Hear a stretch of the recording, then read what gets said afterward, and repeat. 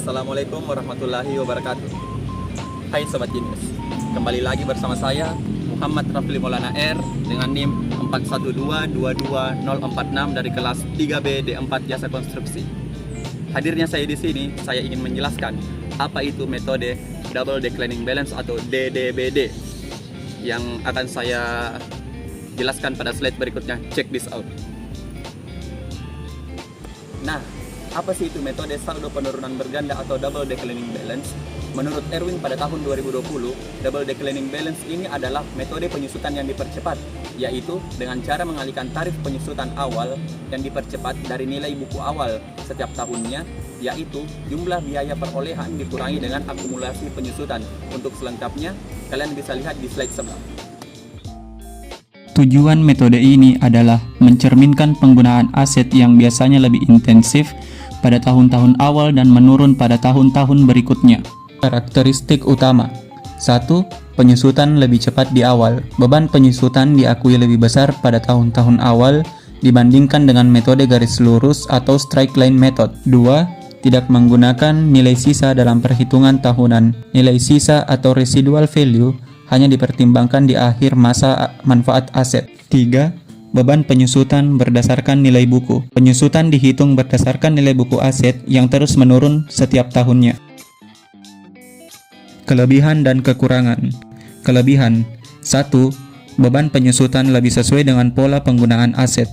2. Mengurangi laba kena pajak pada tahun-tahun awal. Kekurangan: 1. Kompleksitas perhitungan dibandingkan metode garis lurus. 2. Tidak cocok untuk aset dengan pola penggunaan stabil sepanjang masa manfaatnya. Saya mengambil beberapa referensi dari headline berita 2020, aset LPD di Bali turun 3%. Halo sobat-sobat Genius. Nah, untuk contoh soal ini, seperti yang saya bilang tadi pada headline beritanya, saya mengambil beberapa referensi angkanya dari berita tersebut. Soalnya itu, pada tanggal 1 Januari tahun 2013, LPD di Bali memiliki aset saham sebesar 23,6 triliun rupiah. Aset ini ditaksir memiliki nilai sisa sebesar 750 miliar rupiah. Aset ini memiliki setidaknya 8 tahun masa manfaat. Hitunglah beban penyusutan aset LPD di Bali menggunakan metode double declining balance. Nah, di sini untuk menjawabnya teman-teman, kita harus mencari dulu tarif penyusutannya. Rumus dari tarif penyusutan yaitu sendiri 2 dikali dalam kurung 100% dibagi N. N itu adalah 8 tahun masa manfaatnya ya. Lalu jabarkan ke dalam rumus. 2 dikali dalam kurung 100% dibagi 8 sama dengan 2 dikali 12,5% yang menghasilkan 25%. Oke, jadi tarif penyusutannya itu 25%. Selanjutnya ada tabel untuk menghitung metode double declining balance ini yang saya hitung tadi melalui Microsoft Excel. Di dalam tabel ini ada beberapa poin, yaitu tahun, beban penyusutan, akumulasi penyusutan, dan nilai buku.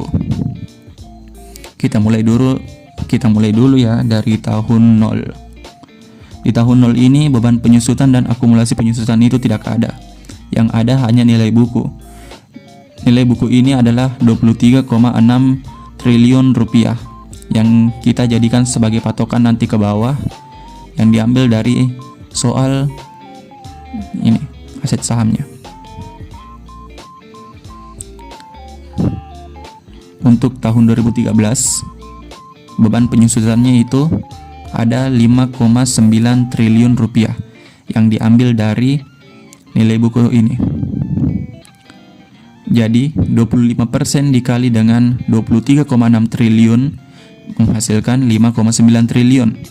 Untuk akumulasi penyusutannya, karena ini adalah pertama, maka diambil dari beban penyusutannya, yaitu sama 5,9 triliun rupiah. Untuk nilai buku saya sendiri diambil dari 23,6 triliun dikurang dengan 5,9 triliun menghasilkan 17,7 triliun rupiah. Untuk tahun selanjutnya yaitu 2014, untuk beban penyusutannya sendiri 25% dikali dengan nilai buku tahun sebelumnya yaitu 17,7 triliun rupiah yang menghasilkan 4 triliun 425 miliar rupiah. Untuk akumulasi penyusutannya sendiri yaitu diambil dari akumulasi penyusutan tahun sebelumnya yaitu 5,9 triliun rupiah ditambah dengan 4 triliun 425 miliar rupiah yang menghasilkan 10 triliun 325 miliar rupiah. Untuk nilai bukunya diambil dari patokan ini ya, 23,6 triliun dikurang dengan akumulasi penyusutannya yaitu 10 triliun 325 miliar rupiah yang menghasilkan 13 triliun 275 miliar rupiah. Oke, sampai sini sudah paham teman-teman? Sekali lagi. Untuk tahun 2015, beban penyusutannya itu 25% dikali nilai buku tahun sebelumnya, yaitu 25% dikali 13,275 triliun rupiah yang menghasilkan 3 triliun 318 miliar 750 juta rupiah. Untuk akumulasi penyusutannya sendiri yaitu diambil dari nilai akumulasi penyusutan tahun sebelumnya ditambah dengan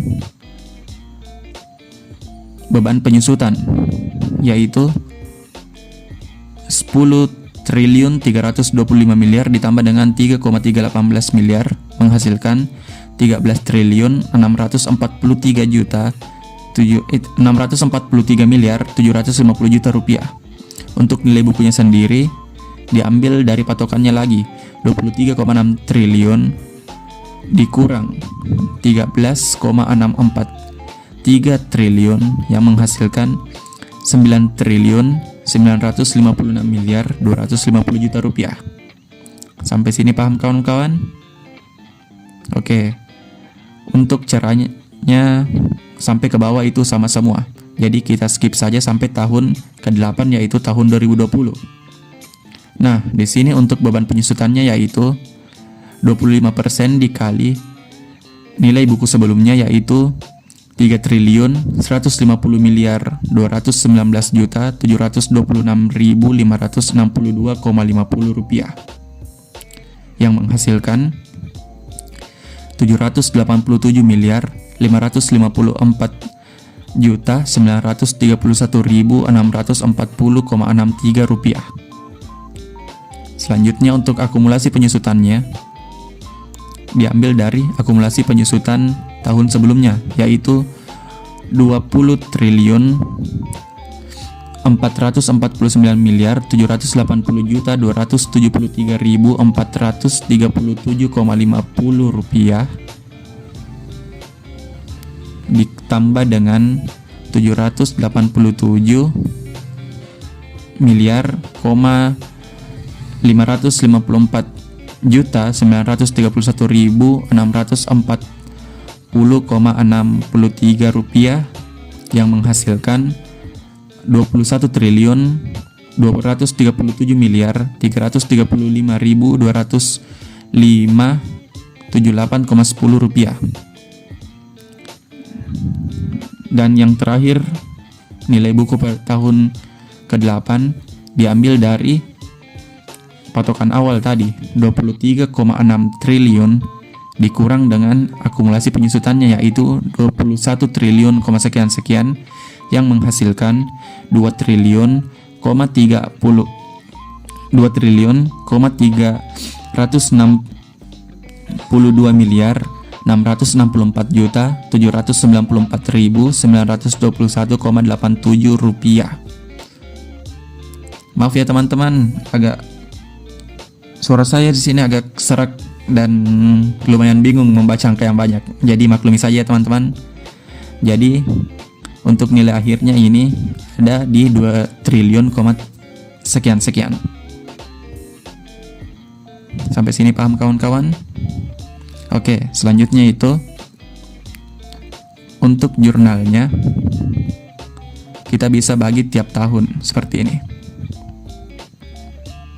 Ini contohnya pada tahun 2013 kita cuma mengambil debit dan kredit dari beban penyusutannya.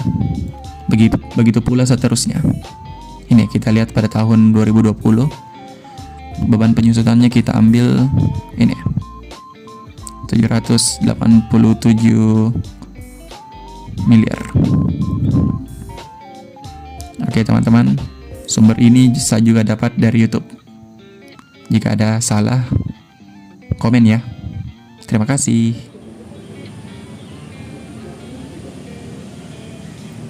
Nah, itulah tadi beberapa penjelasan singkat dari saya tentang metode double declining balance atau metode penurunan berganda. Bagaimana sobat-sobat jenius? Apa kalian paham? Jika kalian tidak paham, nanti saya kasih tahu Kak Game biar dikasih paham. Tapi bercanda ya. Jika ada yang kalian tidak paham, kalian dapat mengajukan pertanyaan pada kolom komentar di bawah ini. Sekian dari saya, terima kasih. Dan jangan lupa like, follow, comment, and subscribe. Dan wassalamualaikum warahmatullahi wabarakatuh.